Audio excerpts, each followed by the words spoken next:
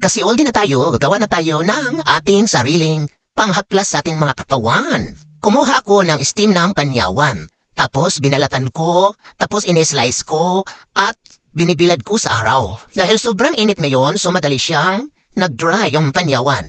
Then, bumili ako ng efficacy, bumili ako ng super scent, at saka mansanilya, hinahalo ko dyan sa aking panyawan.